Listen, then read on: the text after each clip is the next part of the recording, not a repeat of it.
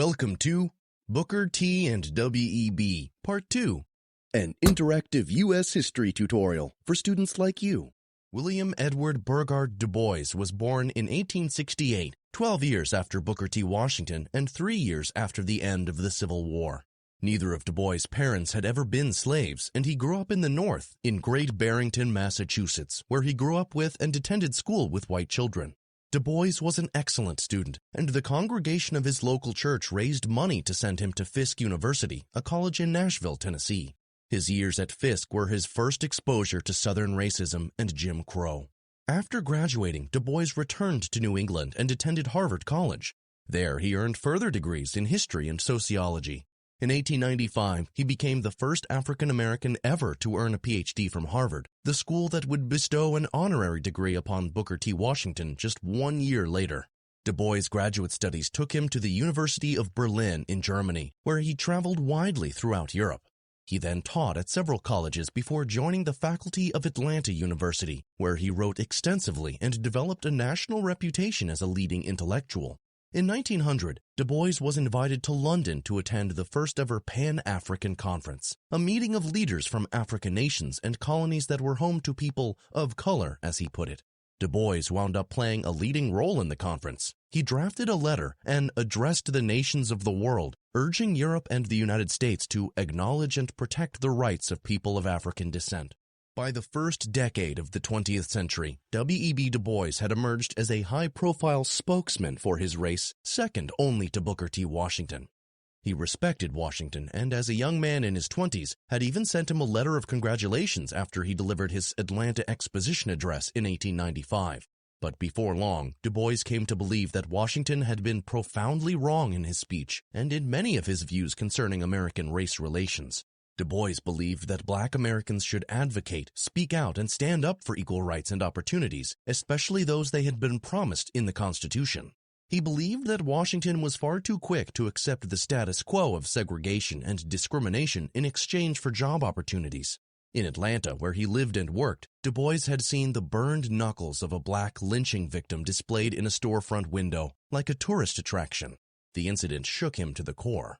Du Bois realized that, in his words, he could not be a calm, cool, and detached scientist while the Negroes were lynched, murdered, and starved. He committed himself to making people act on the truth. Du Bois himself coined the term Atlanta Compromise to describe Washington's Atlanta Exposition address. In his view, Washington had essentially struck a deal with the white South in his speech, that Black Americans would agree to submit to white political rule in exchange for the privilege of working lower-class jobs. In no sense was the Atlanta Compromise an actual deal signed by or agreed to by anyone. But Du Bois' criticism was a powerful one, and he was the only other African American in the nation with the profile to publicly criticize Booker T. Washington. Washington and Du Bois were not exactly enemies, but it's fair to call them rivals in the world of ideas. Both wanted the best outcome for their race. Both disagreed about the best way to achieve it. Washington believed that by working hard and living exemplary lives, Black people would, in a sense, prove themselves worthy to white America, setting the stage for eventual acceptance and equality. Some called this strategy accommodation, finding a settlement or a compromise. Du Bois had no patience for the long term. He believed that equality for Black people would come only when they stood up for it and, when necessary, fought for it politically. At the time, this strategy was called agitation, upsetting or disturbing the status quo. Du Bois and Washington both wrote famous books within 2 years of each other. In 1901, Washington published his autobiography, Up from Slavery. In it, he presented his remarkable life story as a pull-yourself-up-by-the-bootstraps tale of success. Chapter titles included The Struggle for Education, Helping Others, and Making Their Beds Before They Could Lie in Them. In the book, Washington reprinted his Atlanta Exposition address in full and even addressed some of the criticism he had received for it. 2 years later, in 1903, Du Bois published The Souls of Black Folk, a collection of his essays. Its opening line read sort of like a prophecy. The problem of the 20th century is the problem of the color line. In his book, Du Bois grappled with the complications of being an African American in his troubled era. His complex essays were filled with references to poetry and mythology. One chapter was titled, Of Mr. Booker T. Washington and Others. In it, Du Bois directly took on and challenged Washington's belief system. While giving Washington credit for his many accomplishments, he criticized his singleness of vision and called his followers a cult. He pointed out that Washington's Atlanta Compromise had resulted in the legal creation of a distinct status of civil inferiority for the Negro. Du Bois said this was bound to sap the manhood of any race in the long run. Not unlike Washington, Du Bois thought the answer lay in education, but not just the vocational education that Washington thought was the destiny of almost all African Americans. Instead, Du Bois believed that black students deserved the exact same kind of education that white students received, including instruction on the humanities, literature, philosophy, art, music, and language. Basically, Du Bois believed in education for its own sake, to elevate the minds and spirits of black students. As he put it, "I insist that the object of all true education is not to make men carpenters, it is to make carpenters men." Du Bois understood that not every African American would be able to become a scientist, a philosopher, or like him, a college professor. Instead, he hoped that providing a quality education to all would allow what he called the talented tenth to emerge, an African American elite that would be able to guide the entire race toward greater success. As the 20th century began, W.E.B. Du Bois was really just beginning his long and remarkable career. In 1905, he called for other black activists opposed to Booker T. Washington to meet at Niagara Falls, New York. The purpose of the Niagara movement, as it would be called, was to present a militant or more aggressive and confrontational alternative to Washington's policy of accommodation. The group's first conference actually met on the Canadian side of Niagara Falls because at the time, hotels on the American side were still segregated. The group called for free black suffrage, voting rights, equal treatment for all races, and free quality mandatory education for all citizens. The group produced a manifesto or mission statement intended to be provocative. "We claim for ourselves every single right that belongs to a freeborn American, political, civil, and social. And until we get these rights, we will never cease to protest and assail the ears of America. The battle we wage is not for ourselves alone, but for all true Americans.